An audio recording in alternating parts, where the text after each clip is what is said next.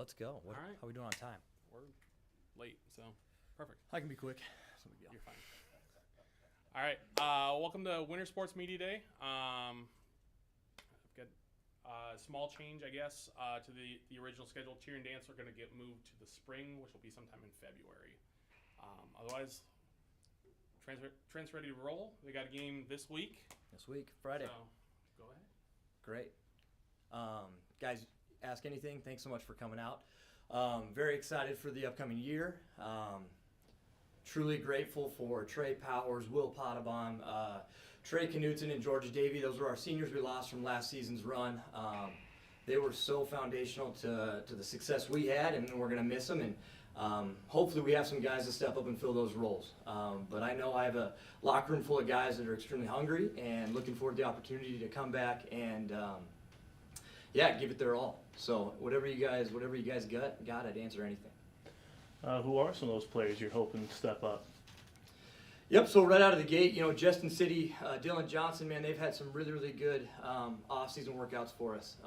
Dylan has extended his range. Justin has, again, he's not healthy. He was coming off an off-season last year where he wasn't healthy, and now we got him going full speed. Going to give us a lot more depth in that backcourt, so we're really excited about those guys. Some sophomores for us, Caleb Dreckman, Dan Brokale, both those guys, we're expecting them to pick up minutes and help us defensively and also on the glass. Both those guys are about 6'5", 6'6" perimeters. We're going to need a lot out of those young ones. And looking at some of the guard play last year, especially Joey Scoff, to have him back and to kind of facilitate that offense at the top of the key, what did you kind of like from his game last year, and how do you hope he kind of builds onto that into this year? We've been very fortunate having guys and all conference players in Joey Scoff, Aiden Vanderloo, Jack Dotzler. Those guys are going to have the ball in their hands a lot. Our job is to put them in places to be successful. I think what makes it really fun is all three of those guys, while they can go out and score the ball kind of at will, they're so selfless, and they create for each other. This is a group that's been playing together for the last 3 seasons. We're going to lean on that heavily, and that's a huge advantage to have that experience coming back. This team picked first in the preseason poll, just edging out Northwestern by 1 point, but still number one is number one. How much in a feather in a cap is it for this group to go in with that kind of motivation and confidence into this season opener? You know what? It's excited, and when you look at preseason rankings, we also recognize we haven't done anything up to this point, and it's going to have to be a daily battle. We got to win our practices, we got to win the day at hand, and our job is just to play our best basketball at the end of the year. If we lose sight of that and we get caught up in some of that stuff, I think that lends to bad basketball. So right now, I love that our seniors are the ones preaching that that doesn't really matter, and we got to earn it every single day. It's a whole new journey with this team. From the season opener, are you guys kind of using that as kind of a test to see where you're at as the end of the season? Yeah, we're just excited to play somebody new. We've been practicing, we've been fighting each other in practice. It's an exciting time because we got to figure out our rotation. Again, when you have 6 or 7 returners with a lot of varsity experience, we're very fortunate there. But we're going to need to play more guys. If we're going to play as fast as we can and play up and down like we usually do, we're going to need more guys to step up. And Friday is going to be a great opportunity for us to see that. How was Aiden Vanderloo's health this year? Aiden has looked as good as he's had, and that's for us is huge. The knees are right. I'm gonna knock on wood. We've been battling that for the last couple seasons. So he's healthy. He's leading. He's guarding. I've just been very, very, very proud of Aiden's progression now as he's a senior going into this year. How have some of the newer guys pushed for minutes or just made practices more competitive? You know what? Our young guys have done a really good job. They're making our older guys earn it. There's been a lot of competition at practice. All of our guys know that at the beginning of a new year, everything is back into clean slate. And so you got to earn it every single day. And what's been so fun is seeing those young guys come in and challenge our older guys to keep them on their toes. And also, for us, it's been really good seeing our older guys take those young guys, to the side and really explain, this is how we do things. These are our expectations. This is how our culture is done. And when it's player-led like that, I think you got a chance. I mean, I know it's early, so I don't know how much you guys have talked about your goals, but what makes a successful season here in your mind? For us, we have high goals. We want to win a national title. That's what, when you go to Morningside, that's what these coaches talk about across the programs. And in order to do that, you've got to play your best basketball come March. So We recognize there might be hiccups, there might be games you lose. As our goal, as long as we continue to progress towards March, that's where we got to be. We believe in the locker room, and the guys that we have in that locker room, they believe in each other, and if they stay there, you got a chance. Coach, you mentioned, some top-tier non-conference opponents that you guys are facing ahead of conference play. How much is that going to kind of get this team, battle-tested into what's always a tough GPAC slate? But some may see it as a disadvantage, but, more times than not, especially for this group, it could be, a means to, kind of work out the kinks early and, figure out the full strengths for this team and maybe little things that they need to work on. Yeah, absolutely. And, another thing that we stole from Coach Sykes, he would do that for years. Our non-conference schedule would always be pretty loaded. He would make it a point to go try to play some of the best programs across the country, and that's what we're trying to do. So we have an opportunity early to go down and play Kansas Wesleyan, again, a phenomenal program, a team that we met in the round of 32 last year, who has most of their guys back. We're going to go to Miami over Christmas break, play St. Thomas. They got multiple D1 transfers into a team that was in the Sweet 16 last year. It's a situation where, you got to be really, really good just to compete and to win those games. And like you said, we use it as an opportunity for us to prepare for the grind that is the GPAC of the night in and night out playing high competition. Coach, a great second half push from this group last year, tied for the regular season conference title, and obviously that postseason appearance, round of 16. We saw a lot of great stuff from this program in the latter half of last year. What's it going to take to maybe even kind of expedite that process and get guys to that mindset and that level maybe even earlier on this year? Well, hopefully we can do a good job of establishing our rotation early, making sure that our expectations and the roles that we give our guys are, again, established and they take those to heart. And the sooner we can do that, the better. Again, situation last year, we had a lot of younger guys that were trying to find their spot. And I think we did find some progress towards the end of the year when they did find their role, and we were able to have that success. Hopefully, because we have some returners, that's something we can get to a little faster. Sweet. Thanks, guys. My guys will be at 1:15, you said? Yep. Perfect. All right. Up next for women's basketball, Jamie Sale. Jamie, are you guys a week out still from games, or a couple weeks out still? They're had a couple good scrimmages and they're getting ready to go.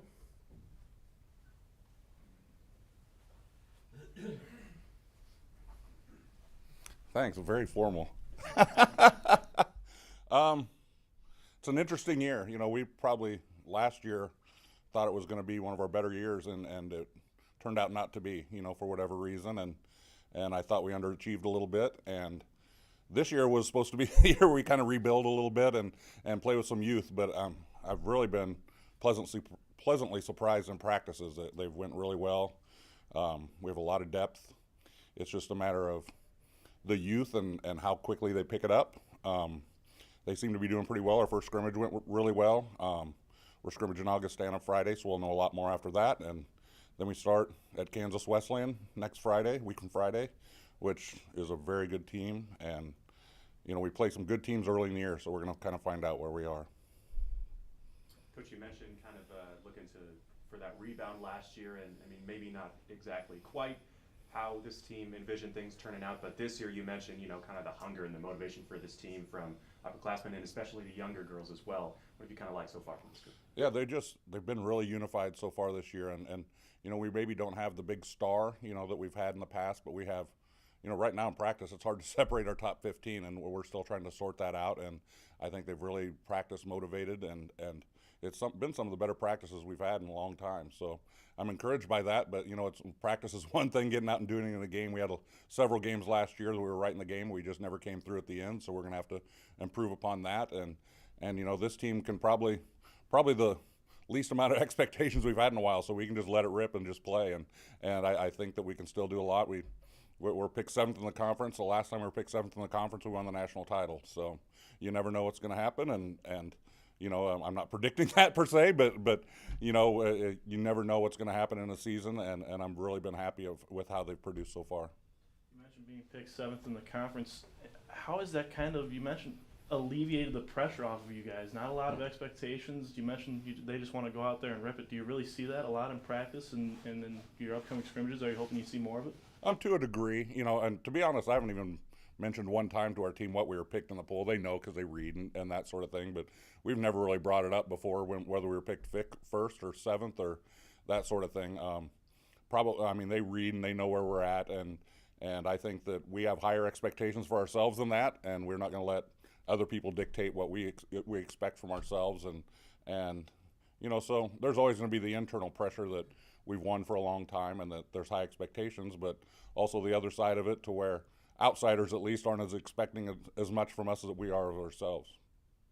Jamie, talk about your returners and what kind of role they have to be this year. Yeah, you know, we have Chloe Lostrom, who's returning at post, who's started ever since she's a freshman, and every year she's progressed and she's looked really good in practice, and you can just see how much she's matured as time has went on. And we have Olivia Larson as our point guard, who had last year to kind of go through things and get used to what we were doing, and you know, we expect a lot from her. Alexis Spear, who is one of our better players right now, she can really shoot and score and is just a great overall player. And then Chase Van Steel's a transfer we had last year that took a while to kind of get used to what we were doing, and you know, we used her at point guard last year, and this year we're moving her to the wing because she can really shoot well. So, you know, we have a lot of kids. Lauren Hedlund, who's came off the bench for us a lot. So we have a lot of those players that are returning and have a lot of minutes, and we also have a ton of freshmen, sophomores that have hardly played at all, other than in JV games or just being freshmen. So it'll be interesting just to see how they react.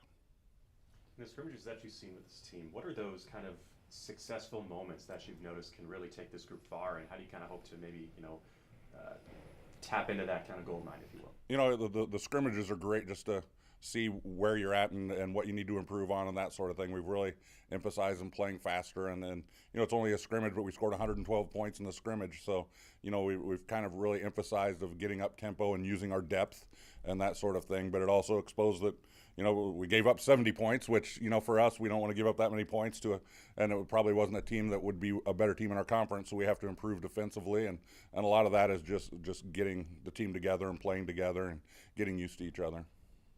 Talked about the returners earlier. Talk to us about some of those newcomers that are coming in. Any that you think could really be showing up on the court this year? Yeah, it's kind of hard to sort out just because we have so many that we think have a really good chance. You know, we have Lily Vollertson, who played some last year, is really, I think, going to be big for us, and we have some sophomores that actually our JV team played awesome last year. It's weird to think because we don't generally bring a ton of kids from JV up to varsity, but they had a great year, and I'm not sure, they maybe lost one game, but we have some very good young players. We have incoming freshmen, 3 of them that we think, Sam Ehlers and Tanya Hyrigs and Jaden Webb, who I think are all very good players. Sam Ehlers from Ponca, which is right around here, and they've had a lot of success in the state tournament, and Tanya's scored close to 2,000 points in high school and is a great shooter. But it's kind of interesting. I've never probably been at this point in the season to where we had 15, 16 kids, and it really hasn't been settled out who's going to be our top 10 or 11 yet. What's that process going to be like, or is there maybe a niche role that you think is out there to be filled yet? Yeah, you know, we'd like to figure out who our first 10 are at least, and then after that kind of figure out some niche roles and that sort of thing. And thing is, with young players, you know, one day you're convinced it's one person, next day you're convinced it's somebody else. So we're going to have to get through a scrimmage, and it might not be solved for the first 2 or 3 games until we kind of figure out who's going to step up and play well. And, you know, we've had kids before that weren't playing at all at the start of the year, and by the end of the year, they're, you know, first player off the bench and that sort of thing. So, you know, things can change pretty quickly, especially with this team, you know, just because the lack of experience. So it'll be interesting to see. And as coaches, we have to figure it out as quickly as we can. But on the other hand, you want to make sure you're right, too, and just not make a snap decision and then get the wrong person in the wrong position. And there may be some benefits that if you don't know that your rotation, then your opponent probably doesn't. So Right. if it can be a different kid every night. Yeah, and that's true. And you know, I think that, you know, we have a really good chance of wearing teams down because, honestly, most teams I've ever had, you could look at the first 5 and then the players 10 through 15, and there's an enormous gap. And we have a lot of depth of talent, and there's really not that much difference. So we can just keep running out bodies and going after them.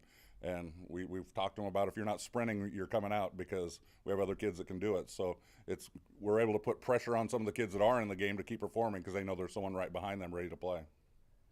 How's it like without Jill Bonemer for the first time in about 20, how many years? Yeah, I coached her for 4 years, and I had her as an assistant for 22 years. So I've been with her for 26 years, and it's obviously, you've had someone as assistant coach that long, it makes a difference, you know, and we miss her, and And Faith Trushinsky, who I hired, has done a great job, and she's getting accustomed to what we're doing. But Jill has been a huge part of our program, and we miss her a lot. Not just on the court, but just off the court, and just as a friend and everything else. So she left a little hole that's hard to fill up, but I still get texts from her quite often asking about the team, and I know she misses it. But she had to do what's best for her family, but we really miss her. Talk about your style this year. Obviously it depends on your talent. Some years you got 2 monster posts. Some years you're flying up and down. Some years you're just shooters. And then defense. What can you define, or what's it look like early? I would say, we've always been pretty up-tempo. I think we're even more so than we've ever been, just because we have a couple big players that are good, but they also can run the floor really well. And we have 2 or 3 of them we can use, so we can sub them in and out. And so I think we're really emphasizing pushing the ball up the floor and making things happen as quickly as possible, and just wearing our opponents down, but with not just mental fatigue but physical fatigue, and just see if we can get the games at halftime about even. I think we have a really good chance just because of our depth, and we've always pushed the ball, but we're really emphasizing it this year, and as long as we're taking good shots and getting early shots and getting more possessions in a game. What makes a successful season this year for Morningside women's basketball? That's I don't know if you can describe it wins or losses, just because I just hope we play up to our abilities and as best we can. If we wins and losses, we're not going to be happy unless we win the conference and do well in the national tournament. That's how we've always been, and if we come short of that, we're probably not going to be real satisfied. But we also, if we're playing up to our level as best we can, and that's not good enough to win the conference and that sort of thing, then we'll just live with that. But in our program, we're always going to strive for that. And I've only really finished the season happy 4 times, and that's when we won the national title. And the rest of the time, you can look back on it and think, well, that was a pretty good year. But I'm never really going to be satisfied until you finish the last game with a win. Especially if they were all wins that year too. Yeah, one of those. Thanks, guys. Appreciate it. All right, up next we got Brett Hansen for our men's and women's bowling team. They have a little advantage here. He's got a weekend of competition out in Wisconsin under his belt already, so you can reflect on that a little bit and what's to come for the rest of the season. Where? Oh. Your phone too? All right, yeah. So men's and women's bowling, we've already had 1 competition this year. We competed in Milwaukee, Wisconsin. Girls finished 22nd out of 35, I believe, and the guys were 27th out of 42. As far as how that kind of looks for us, we got a lot of young guys on the guys' side, and so it was kind of nice to see them kind of step up. That's our highest finish of that tournament the last couple of years. The girls finished a little lower than they'd like to, but there's nobody more fired up than them. So it'll be pretty exciting. The next few weekends we have tournaments. We have the next 3 weekends we're in Lawrence and Topeka, Hastings, and we finish up that stretch in Davenport. So we're kind of getting to the busy part of our season now. Last year we lost, I think we lost 1 guy only, and then this year's recruiting class we filled in a lot. We got 3 guys that are first-year students that are coming on and filling in the shoes on varsity, which is good to see. Girls, we only lost 2 varsity bowlers, and I want to say there's 4 or 5 girls that are still competing for that varsity spot. So it's good to see the young kids coming up, and after this year we're only losing 1 guy. So young team kind of getting the growing pains out right now. So. What's the competition you're seeing like up in Milwaukee?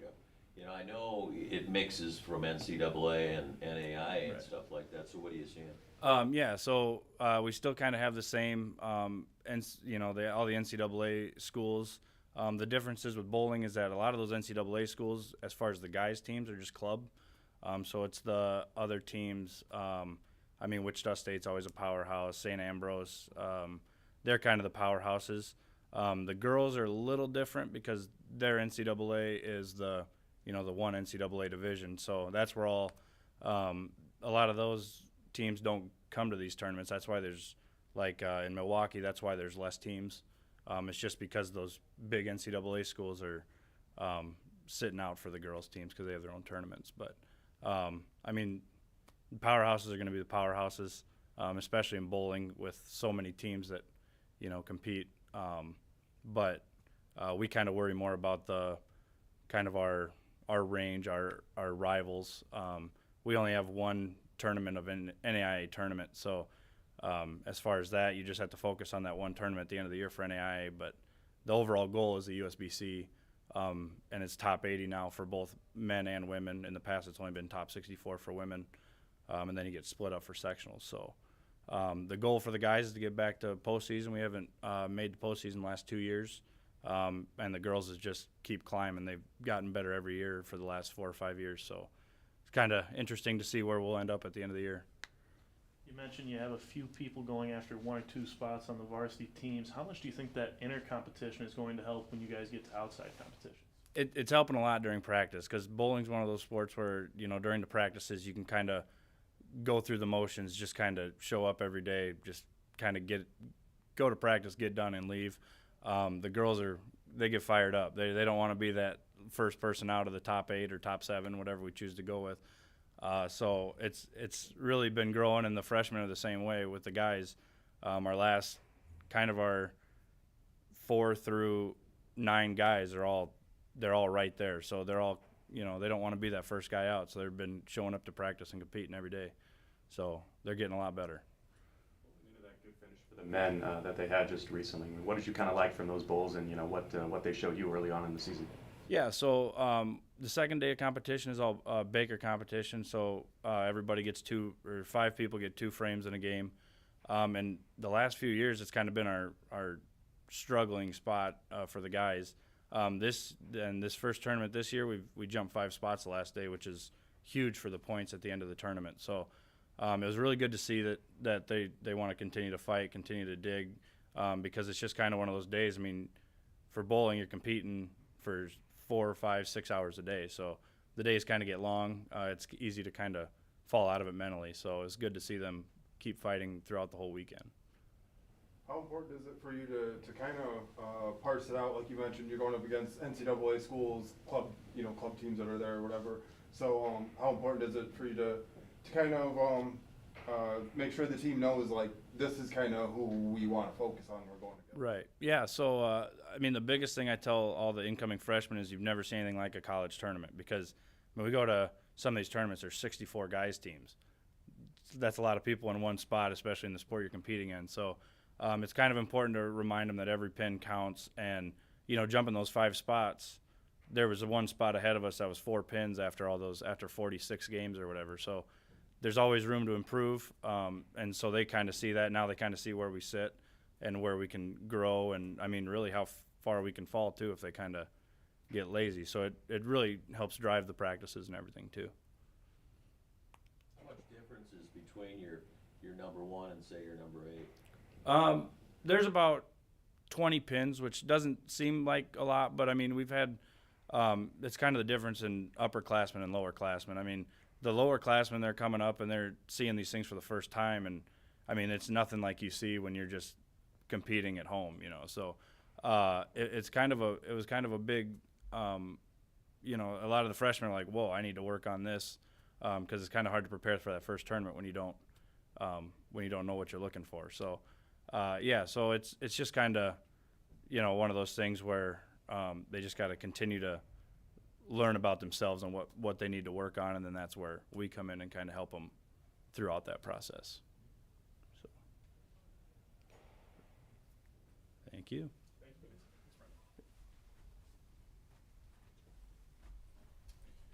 All right, up next, Brian Ferris, men's and women's swimming. So they also competed this past weekend and are underway for the season.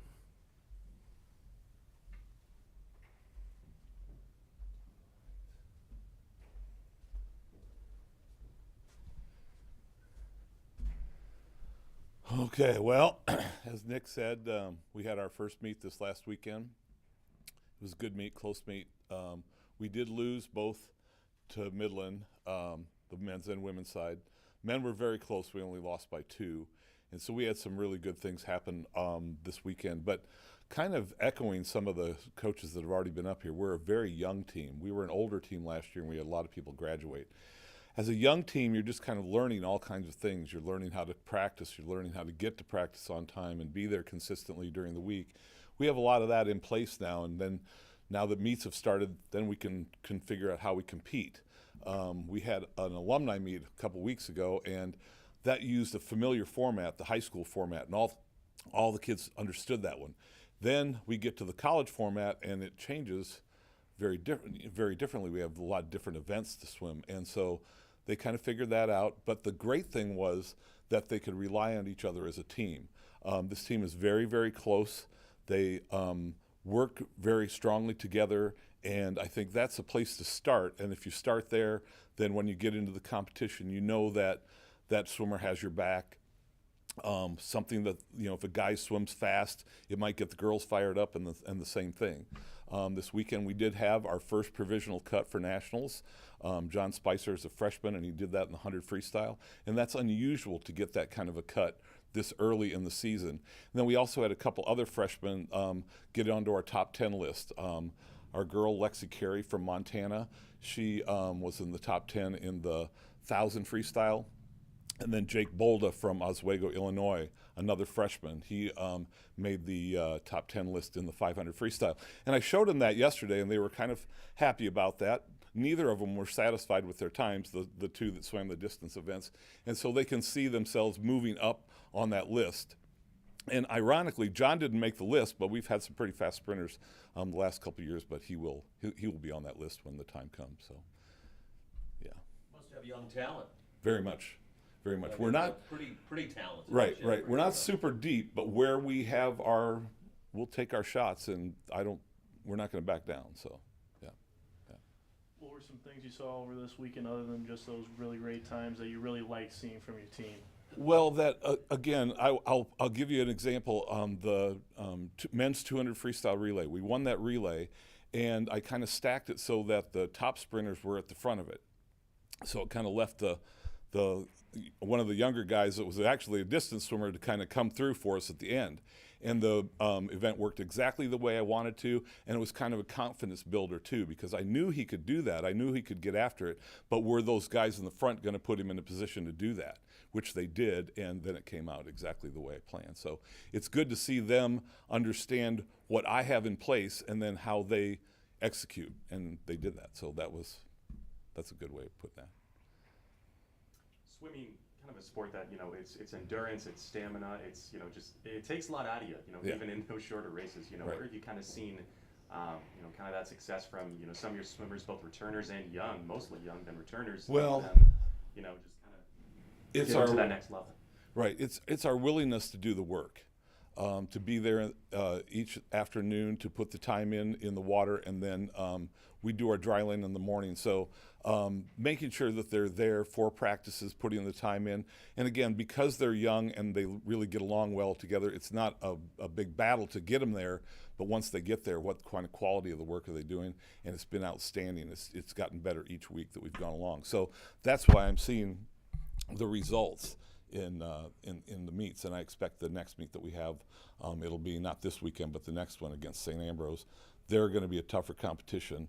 We'll see how we step up for that too. So, How much is it like an aspect of tracking growth to in time sports? I always kind of look at it as you're not only going up against your opponent, but all the races that you've done in the past, because you want to get faster and faster every time. it is, because you're not going to necessarily swim your best times in the middle of the season, because that's when you're going to get your work done.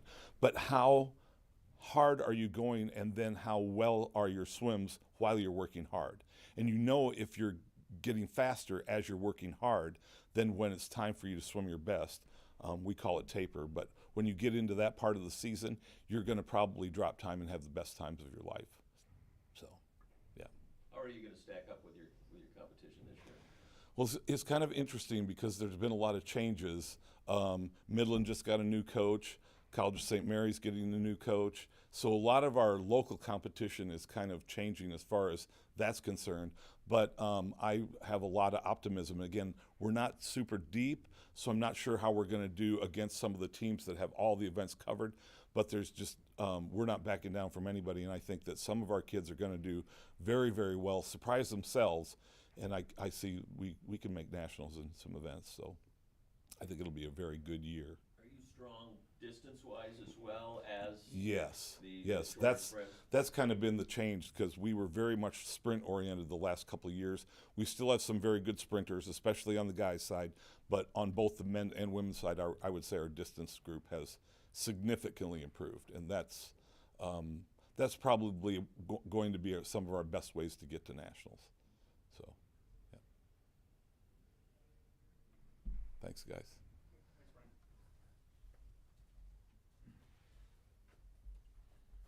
All right, it is still cross country season, but Frank is going to talk track and field with us today. They start actually this year still. They got a meet or two in December, so.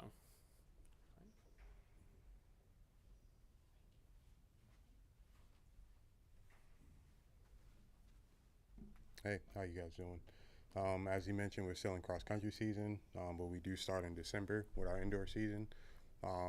Just kind of looking forward to that. The returners that we had at the national meet last year, they'll all be back on the team, both men and women. So we were able to have a women's 4x8 at the national meet and a 60 hurdler. With those returning, I feel pretty strongly about the indoor season, especially with some of the recruits that we brought in. More so to that, Coach, what are some, specific races that you're looking for? One is actually, really break out of its shell on success that they've had previously, and maybe even some events that were kind of close to that mark last year that you could really see them climbing that hurdle this year. Okay, awesome. So last year in the short sprints, indoors in the 60 meters, we had a guy finish 9th, and then the 200 meters we had him finish 9th, and top 8 is scoring at the conference meet. So coming back to this year, we definitely want to make an appearance in those events. I think we have the chance to do so. Coming back, Austin Freiberg, he's a senior. He was runner-up in the 60 hurdles. We're looking to win it this year. Our women's 4x8 was 10th in the country last year. So on the conference level, we're looking to win that as well. Within the women's side, we have a short sprinter that's out of Sweden. She doesn't know how good she can be yet, but we plan to do something on the conference and national level as well. So with that, we want to make a presence in the throws. We haven't done that really in previous years, so we can get somebody to the conference meet to represent the throwers. That would be awesome. You mentioned you have all your returners back that made it to the national meet last year. How important is that just even for other athletes to at least say, hey, this is what they do, we should probably maybe mimic that, or at least mimic the work ethic that they have? So it's been a tough transition because with track and field, you kind of look at it and some people would say it looks easy. Even a freshman coming in and you tell them someone is a conference champion or an All-American or, they've been at this high level of competition and they go, so is this all that they do? But it's the tiny details. So as long as we can get those upperclassmen to come in and be able to work with the younger guys and girls, I think it'll be a better transition for them. They just have to understand. It's a sport where from the outside looking in, it looks a lot like it's just super, super easy. But the detail and everything that you do leading up to it, it pays off in the end. I brought it up with the swim coach, but your past races can be just as a motivator as your opponents on any given race. So, how much are you looking for that as far as just steady improvement? Okay. So the way that our season works, we typically try to start out the season a little slower, just because our workload is a little heavier early on. So we typically aren't racing as well as we will in February and in March. So once we start to taper, the swim coach used the same term, we do as well. Taper, kind of get primed, get ready for the conference meet, national meet. That's when we start to look forward to the races. It's the same thing with the athletes. Early on in the season, they feel a little heavy leg-wise, they feel heavy workout-wise, but that's the key to it. If we can perform while we're a little heavy, kind of physically, then once we start to lighten up our load, once we get to the conference meet and national meet, then we'll be moving.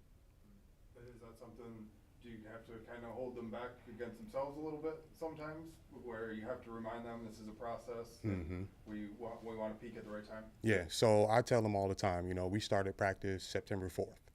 And once we get done with the indoor season, it'll be March 2nd.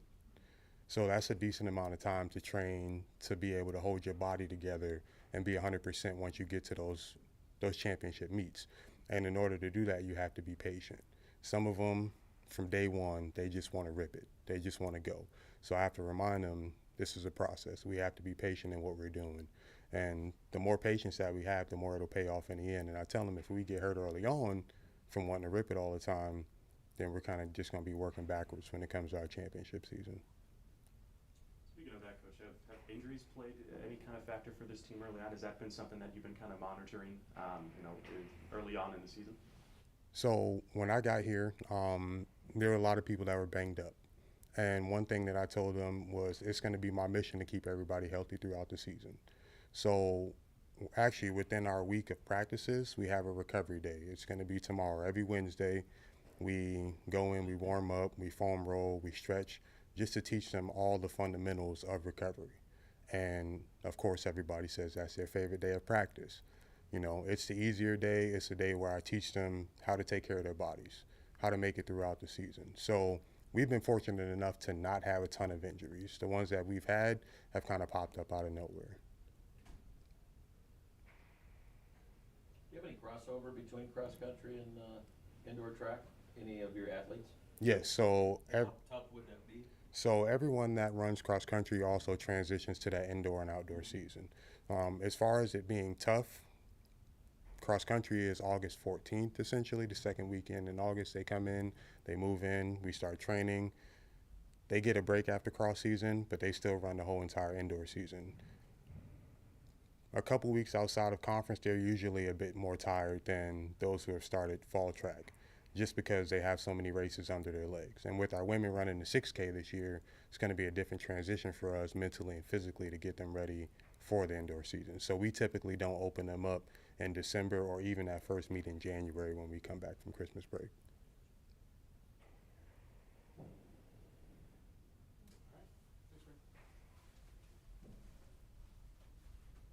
All right.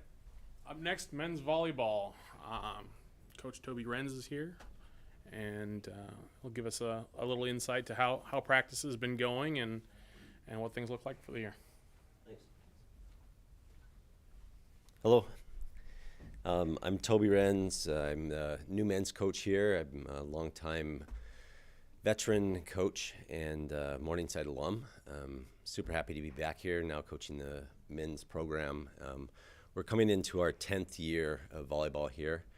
And as a program, I think we've established a little bit of history. And we have, obviously, with new leadership, higher expectations. I'm kind of trying to build a culture that's being expected more every day, every time we step into the gym. And I'm very pleased with the group that's returning and what I've asked of them and what they've been giving so far. So, What are your goals then, establishing forward? This is your first year. Where do you want to see it in 5 years? This year and then 5 years. Sure. Goals this year, I fully intend to compete for and win a conference championship, and that would be our first banner that we're putting up. I think there's a group that's very hungry for that. We finished third in the regular season last year. There's a very good nucleus of guys returning, and we're still relatively young. A heavy junior class and sophomore and junior class that's pretty good, that are going to be key for us.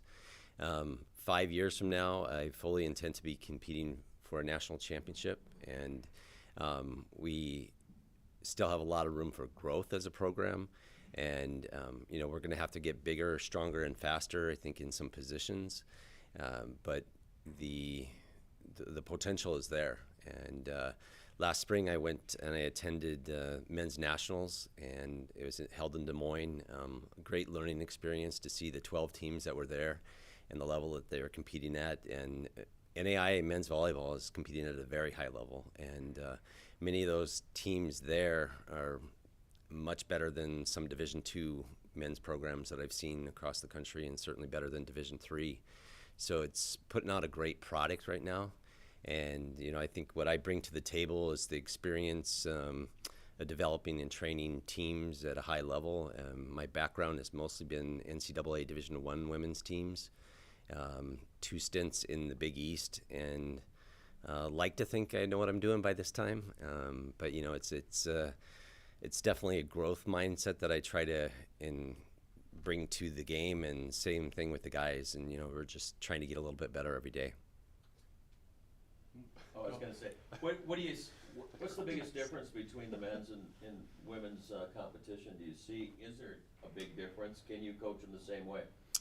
Yeah, in many aspects I think you can. It's a game of angles for us. It's all about change direction, jumping higher. It's a very dynamic game, very athletic game. And I think there are a lot of similarities to high Division I women and the NAI men's program that I'm coaching now. The athleticism is great to work with, and I think up and down our lineup we're pretty athletic with some guys jumping very well.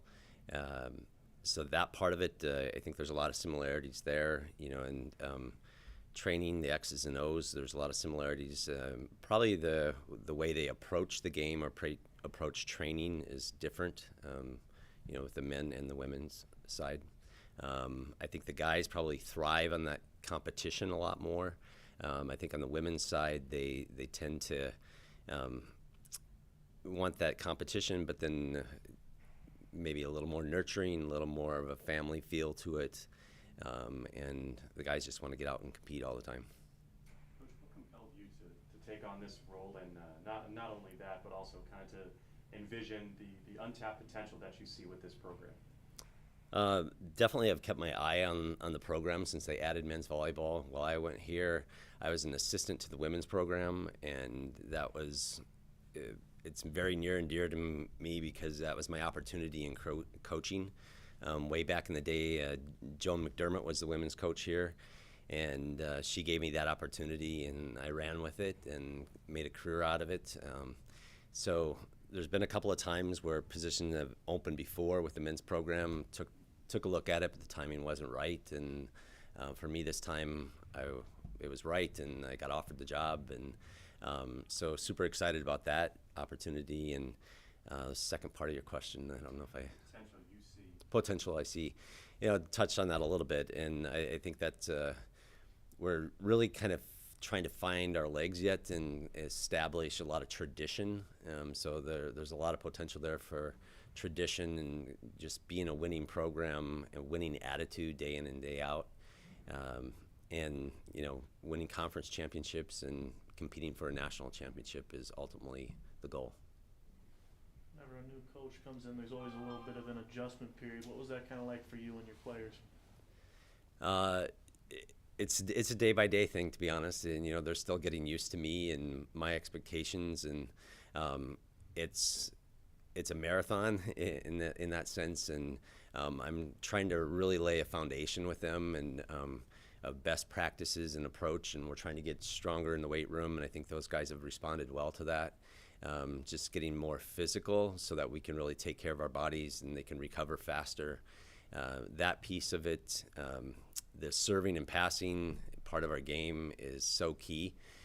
So to be really good at those first two contacts, that first contact, if you will, and serve receive, and first contact when we have the ball and we're serving at our opponent, that's been the primary focus. So I've really kind of slowed it down with them so far, and we're in full swing. I think it's January 26th and 27th is opening weekend for us, but we're taking strides hopefully every week, continue to get better and being ready for that opening weekend.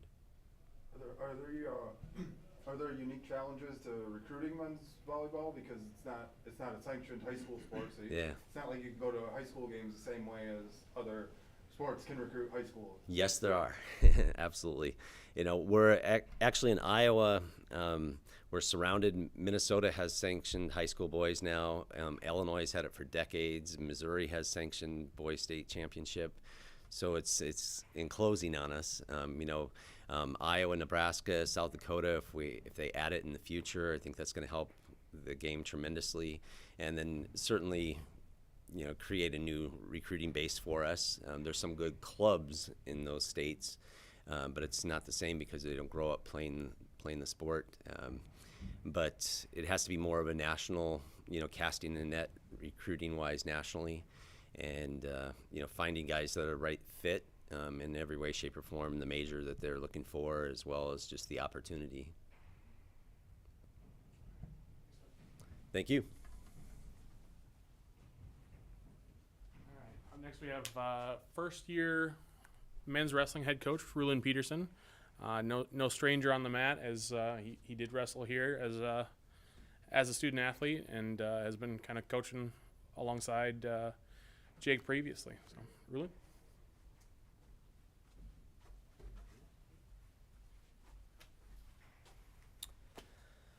Yeah, so it's been a long time coming. I've been assistant off and on basically since 2015 when I graduated. So I've been a part of the program, whether as an assistant or supporting and stopping in and checking on the guys. But, we have 9 returning national qualifiers this year. So we got a talented crew back. And really, we have a really talented crew of freshmen coming in. With that, 9 guys returning qualifying.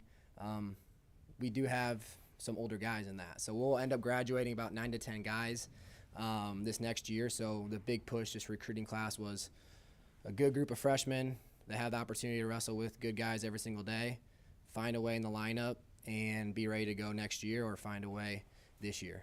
So preseason's been great. Been on the mat, a little different than maybe years past. We're a long season. Our national tournament ends up the first week of March. So keeping the guys healthy, staying in the weight room, staying strong, and then slowly getting that weight down has been a big push. So, great training so far. Great mentality day in, day out by my guys. I have some guys that are fifth-year guys, so keeping those guys motivated every single day, I thought was going to be a challenge, but it really hasn't been. I think that light at the end of the tunnel is really big, where they're like, this is it. And every day has been great. I think that they see it as, man, I don't want this opportunity to end. So they're coming to practice every single day wanting to reach their goals. So that's been great for the upperclassmen, but then my younger guys to see that, it's been some good morale in practice. Coach, you mentioned you've been on staff for this program for a while, but now as a former wrestler for this program, now to elevate into the head coach role, how full circle is that for you? Yeah, it's crazy, honestly. I came in 2010. I was a local kid, so I came in as a guy that they wanted, but I definitely was not like the top recruit for that recruiting class. Came in, worked my way up, had a pretty good career here. And then that's kind of my mentality of my guys that recruit too. Look for those top guys, but then find those diamonds in the rough, and that's kind of how I kind of see myself. So the full circle of coming in as a good, hard-nosed guy, and then achieving some great things in college, and then now having the opportunity to lead these guys is awesome. It's a great experience so far, and it's been a goal of mine for a while, so I'm glad I get to take advantage of it.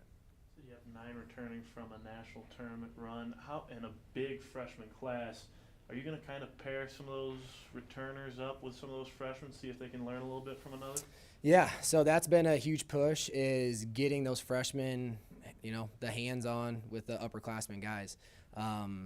Those guys know, they're fifth-year guys, so they're not old guys, but they know some tricks that these freshmen just are not aware of. And also, we will have some freshmen touch the lineup this year. Just the way that the weights worked out, we will have some freshmen touch the lineup, and I have high expectations for those guys. So I think seeing how those guys are doing right now was exciting. I was excited when they committed, a year ago in our first practice. It was very apparent of like, these are the guys I thought I recruited, and it's going to be a fun year, and I think we're going to have some freshmen do some great things, and then I think our fifth years and our seniors are going to finish out their career how they want to. So, yeah. High expectations, obviously. You guys picked to finish first? Yeah, first in our conference, and then number 6 right now in the country. We brought 11 guys last year, to the national tournament. So, we got snake bit in the blood round. We had one guy step on the podium. That's been a conversation. I think we address it, and we have a conversation. We didn't get the job done at the national tournament. we're focusing on getting guys on the podium, not just getting there. You know, we brought 11 guys. I would love to bring 12 this year. But at the end of the day, I want to come home with a handful of All-Americans. If we do that, you know, the end of the year goal will be there. So focusing on having those guys reach their potential, each guy, the ultimate team goal will take care of itself. So that's been a big push of, yes, you know, we're a team sport in the sense of duels and tournaments, but if each guy can wrestle to their potential, the ultimate goal is going to take care of itself. So. You mentioned kind of trying to find diamonds in the rough. That could be trying to, you know, maybe recruit a kid based on what you think he'll be in 4 years, not necessarily what he is now. So what aspects kind of go into that, or what do you look for trying to project a kid out like that? Yeah, I mean, we're located in, you know, the Midwest, so there's a ton of great wrestling. But we are surrounded by a ton of small towns where you got guys that don't have guys to wrestle with every single day. You know, so we got a freshman coming in that, you know, is from a smaller community. He's a 182 pounder and he has one guy to wrestle with, and that might be his coach, right? So he all of a sudden gets in a room of a bunch of guys that are talented. That guy is gonna reach, you know, I mean, his ceiling's super high. So we look for some of those guys. Guys, you know, we have some guys from, you know, great programs. And, you know, they can still grow in college, you know, that's huge, but they have a good room to learn from when they were little kids. Those guys that are from small towns that don't have opportunities of club wrestling and more of the powerhouse clubs in the state, those guys have a pretty high ceiling. So, yep, find those guys. Anything different that this program is incorporating in terms of training in order to kind of get everyone on the roster kind of to that next level, to that national qualifying level? Yeah, I mean, I think last year we started making a little transition. Wrestling, you know, is known for a sport of weight cut. We didn't cut as much weight last year, and we had a good season, and I think the mentality was well. So that was another big push this year is we're going to stay in the weight room year long. We don't want to get to a national tournament and not feel, you know, feel strong and feel like our full weight class. So I'd say that's probably the one thing is being committed to the weight room year round, not just preseason and postseason. And then the mentality side of things, you know, we did some mindset things last season. We'll continue to build on that. But I think utilizing my upperclassmen to have conversations without the team, throughout the team of match prep and those things have been very helpful. So we'll use that. Thanks, guys.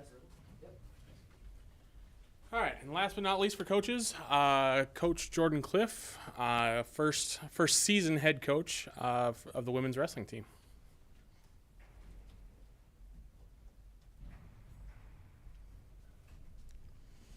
So, as he said, first year program, first year coach at the collegiate level, you know, we're very excited, and the amount of growing pains that we've been going through at this point has been tremendous and nothing short of frustrating at times. We have 10 kids coming in this year. Something pretty unique about what we have going on is that it's 10 freshmen. We did not bring any transfers in this year, no JUCO kids, and so we're kind of starting from the ground floor, and we're going to take the opportunity to kind of see where we could go. We've been practicing for about a month now. We're in the weight room every week. We started practicing 6 days a week. We've toned that back down to 5. The energy of the kids that I have right now is fantastic. They're loving it. They're really enthusiastic about what we have going on, and they're very excited to kind of see where we go this season and what we're capable of doing. What are some of the most important things when it comes to, you know, establishing a tradition and a culture when it comes to, you know, these first-year programs? I think one of the most important things is who you're recruiting and who you brought into the room, because it could take one person to kind of impact your culture in a negative way and kind of bring negative values into your program. You know, I have 10 kids who love what they're doing and love being a part of Morningside Women's Wrestling, and they're excited to create this thing that is Morningside Women's Wrestling. Was it on purpose that you just brought in 10 freshmen, or was that in an effort, or did did it just not work out bringing in transfers? You know, it was a partial effort. We chased some transfers a little bit. It just didn't work out in the end. I think too many unknowns trying to transfer to a program that's just starting up. And so, you know, I think that scared away some of the transfers a little bit. And, you know, as we get into this first year here, I'm like, I feel like I'm actually pretty fortunate that it ended up working that way, because we've gotten this opportunity to where I got kids for 4 years, and you got kids that are defining themselves as leaders within this sport, within our team right now, who are stepping up, filling those roles. Even though they're on a team of freshmen, they're a freshman themselves. So I think that's a very special thing, and over the course of 4 years, I think it's going to have some great benefits. It's kind of hard to gauge, but what makes a successful first season for Morningside Women's Wrestling? You know, I think a successful first season is going to be constant improvement from week to week. We have some pretty tough competition here the first part of the year. We'll taper off once we get into Christmas break, and then we're back at it pretty hard again in January. You know, I have kids that are very capable of qualifying for the national championship this year, you know, whether that ends with them on a podium or whether that just ends with them qualifying for the national championship. You know, I think the goal here is to qualify 2 or 3 kids for the national championship this year for it, in my brain, to be a successful season. It must be pretty exciting for you that maybe you haven't gotten, especially with a young team, maybe not a lot of gotten through the system yet, but just the way the sport has taken off from the youth level, high school, within this state. That's got to be a pretty exciting feeling. Yeah, absolutely. And really not even within the state, within kind of the United States as a whole. If you look at the Fargo freestyle tournament that happens over the summer, the growth that has seen in the past 5 years is tremendous, and the state tournaments on a yearly basis has been tremendous. I'm from Montana, and the growth in Montana from the women's wrestling side of things has tripled over the past 3 years. And so as you're looking at this sport, the growth that it's had has just been fantastic, and we're happy to be a part of that and giving these kids an opportunity to wrestle at the next level.